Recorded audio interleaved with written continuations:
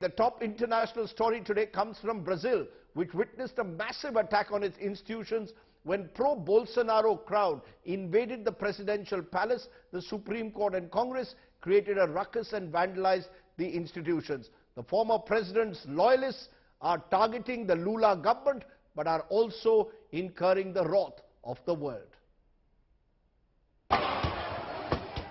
Dramatic scenes from Brazil's capital, where thousands stormed the country's seats of government on Sunday. Supporters of former President Jair Bolsonaro smashed their way into the Supreme Court, Congress and the presidential palace. Crowds of people wrapped in Brazilian flags were seen breaking windows and flooding parts of Congress with a sprinkler system. One official showed the extent of the damage done to his office in the presidential palace. The scenes were a grim echo of the attack on the US Capitol 2 years ago by fans of former President Donald Trump. Many of Bolsonaro's supporters dispute the result of October's election, where he was defeated by Lula da Silva. It's been over a week since the left-wing leader was inaugurated. On Sunday, he vowed to punish those responsible for the riot. He also blamed Bolsonaro for peddling the false claim that Brazil's electronic voting system was prone to fraud, spawning a violent movement of election deniers.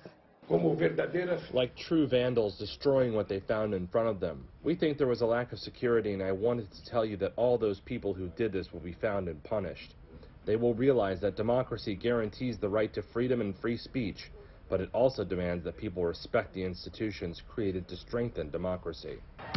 Some 3 hours after initial reports of the invasion, security forces had managed to retake the capital's most iconic 3 buildings. Lula announced a federal security intervention in the capital, lasting until the end of the month. Bolsonaro was silent for nearly 6 hours about the chaos, before posting on Twitter that he, quote, repudiates Lula's accusations against him. He flew to Florida 48 hours before the end of his mandate and was absent from Lula's inauguration.